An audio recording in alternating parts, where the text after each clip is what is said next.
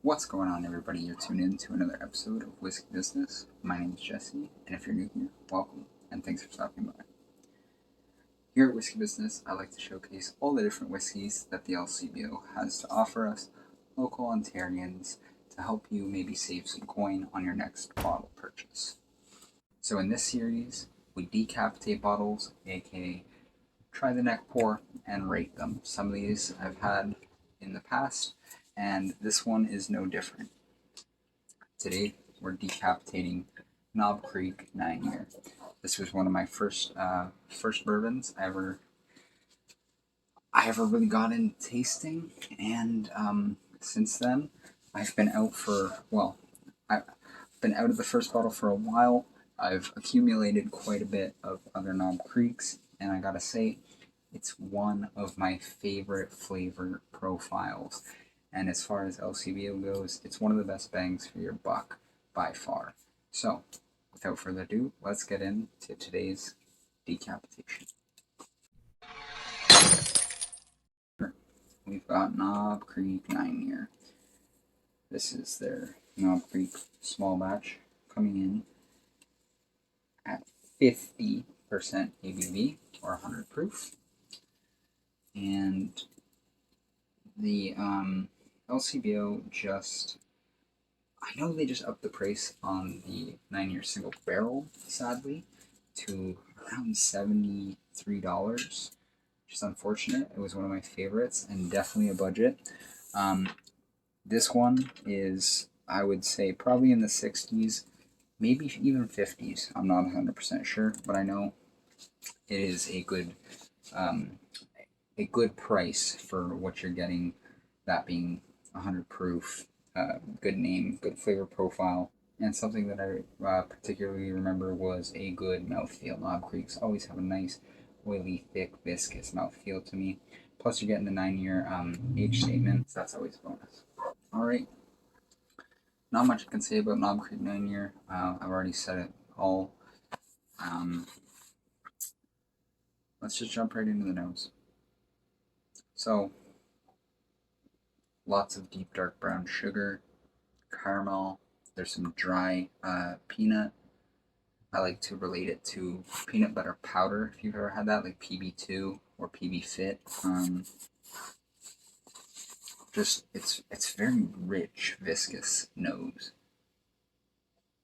Lots of sweetness. A little bit of cherry sneaks in there, like a dark cherry. Overall, lots of dark things. Some toasted marshmallow.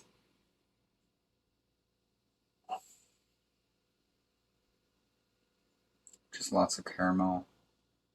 Lots of sweetness and that little bit of nuttiness. I love the nose. It's a super sweet, toasty nose. Some good oaking in there as well, actually. Good oak spice as it sits.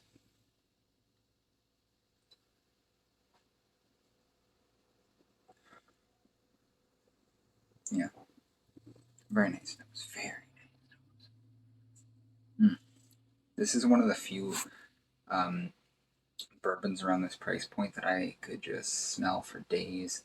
That and Maker's Mark 46. I just absolutely love the nose on those. But yeah, I can see how thick this is. For the price, guys, I can't stress this. This is one of the most budget pours. If you buy bourbon frequently from the LCBO and you've never got this, pick it up. It's very available. Like it is the most available Knob Creek by far, for sure. The peanut's starting to come out more. It's getting more into like a honey roasted peanut as it opens up. Anyways, let's jump into the palate, guys. Cheers.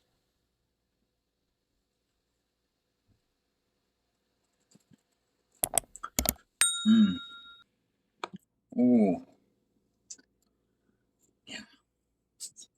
It's been a while since I've had the standard 9-year. Wow. The oaking, the spice, they're just right there in your face. Really, really good sweetness. It's caramel, it's maple syrup. It's almost like a smoked maple syrup. The peanut comes through. It's not peanut butter powder. It's more honey roasted peanut. Again, there is the like an open jar of Luxardo cherries off in the distance. Every now and then you get a few hints of it, but mainly you're just hit with caramel, peanuts, some vanilla in there, like a smoked maple.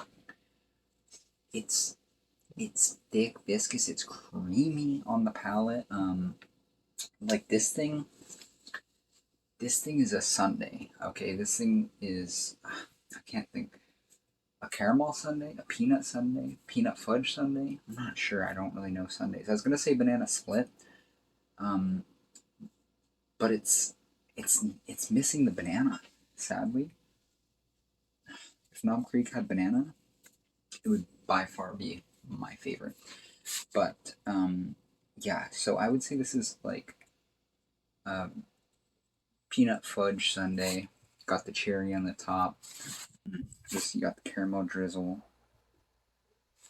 If caramel peanut sundae is a thing, then it's that. I'm not sure if that's a thing, but the smoked maple is so good. It's like a smoked maple glazed salmon, but like no fishiness, obviously, because that would maybe be a little off-putting.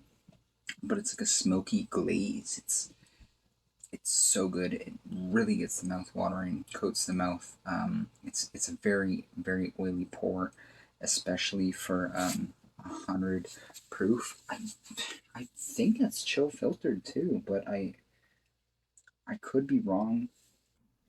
Let's just go to the finish. I'm just getting so taken away by the nose and the palate. It's so good. I'm enjoying this so much more than the last bottle I reviewed. All right, so the finish, you're getting that charred oak. It goes a little bit bitter. It's got some spicing in the way of cloves and cinnamon. You get a little bit of that rye spice, I would say. It's minimal, but the oaking and the charred gives you a really nice warmth.